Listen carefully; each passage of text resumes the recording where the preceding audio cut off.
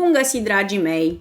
Astăzi vom face un cozonac împletit cu ciocolată, cunoscut sub numele de babka. Haideți să vedem de ce ingrediente avem nevoie. Pentru aluat avem nevoie de următoarele ingrediente: 5 ouă de mărime medie, 550 de grame de făină cu 12% proteină, 100 de grame de zahăr, 170 de grame de unt cu 82% grăsime, 80 de ml de lapte călduț, 20 de grame de drojdie proaspătă sau 7 grame de drojdie uscată, 6 grame de sare, o linguriță de extract de vanilie sau 2 pliculețe de zahăr vanilat și coaja rasă de la o lămâie și de la o portocală. Pentru crema de ciocolată avem nevoie de următoarele ingrediente: 100 de grame de ciocolată cu lapte, 50 de grame de ciocolată neagră cu 70% cacao, 100 de grame de zahăr pudră, 140 de grame de unt la temperatura camerei cu 82% grăsime și 30 de grame de cacao. Pentru sirop avem nevoie de următoarele ingrediente: 150 de ml de apă, 100 de grame de zahăr, coaja de la o portocală și opțional 20 de ml de coniac. Acestea sunt toate ingredientele de care avem nevoie, așa că haideți să ne apucăm de treabă.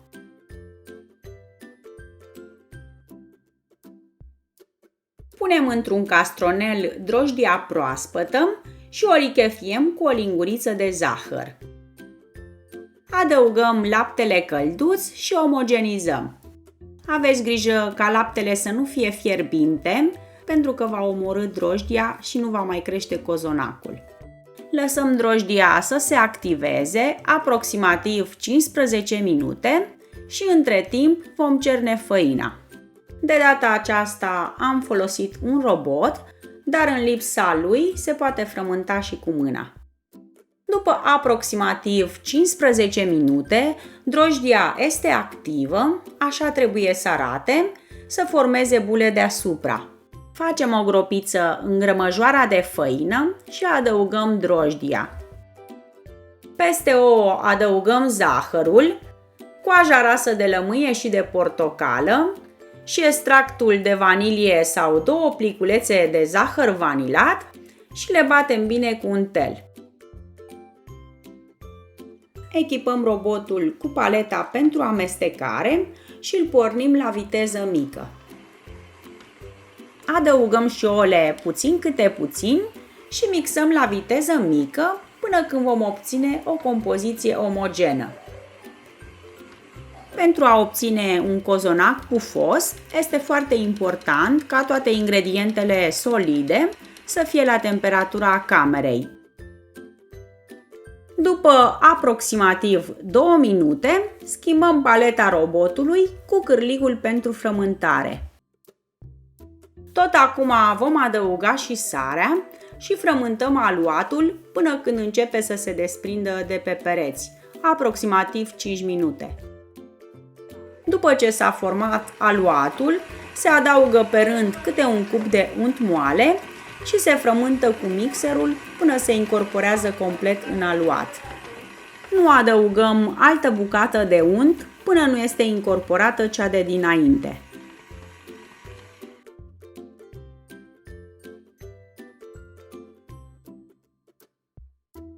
După aproximativ 20 de minute de frământare pe treapta 4 a mixerului, aluatul este elastic și neted.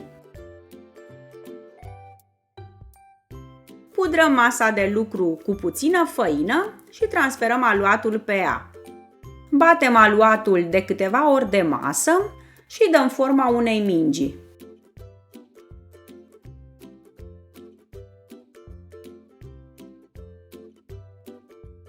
Ungem un bol cu ulei și transferăm aluatul în el. Acoperim cu folie de plastic și lăsăm aluatul la dospit pentru o oră și jumătate. După După ce au trecut cele 90 de minute, frământăm aluatul puțin, doar atâta încât să scoatem bulele de aer formate.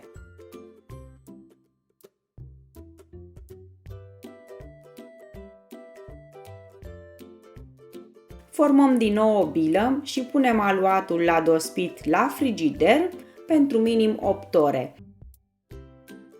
A doua zi vom pregăti crema de ciocolată cu care vom umple cozonacii. Punem într-un bol untul la temperatura camerei împreună cu zahărul pudră și le frecăm cu o lingură până obținem o cremă spumoasă. Separat topim la baie mare ciocolata cu lapte și ciocolata neagră.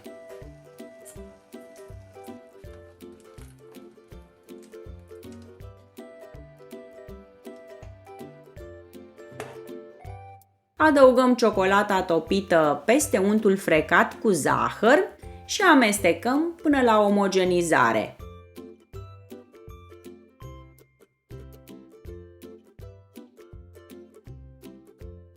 La final adăugăm și pudra de cacao și amestecăm în continuare până când o vom incorpora. Scoatem aluatul de la frigider și îl transferăm pe masa de lucru pudrată cu puțină făină. După ce îl vom cântări, îl împărțim în două părți egale.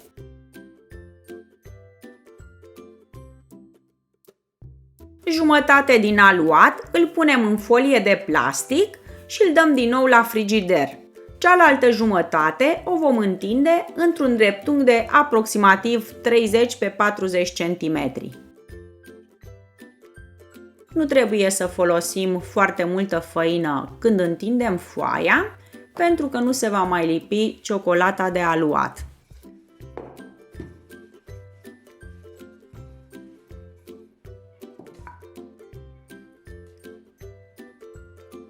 Întindem jumătate din crema de ciocolată și lăsăm 2 cm liberi pe margine.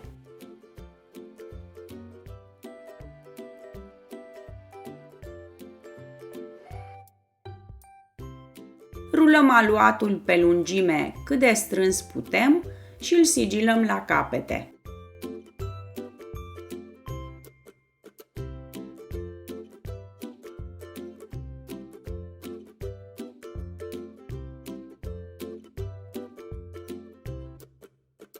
Întoarcem ruloul și îl tăiem pe lungime în două părți egale. În cazul în care vreți să folosiți un alt tip de cremă mai moale, vă sfătuiesc ca înainte de a tăia ruloul să-l dați la congelator pentru 20 de minute. Punem cele două jumătăți în formă de cruce cu tăietura în sus și le împletim astfel încât umplutura să rămână deasupra.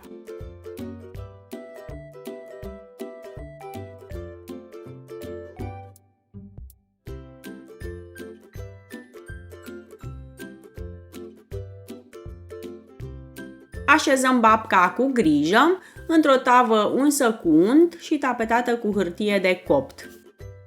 Eu am folosit două tăvi mai mici cu dimensiunea de 12 pe 26 cm.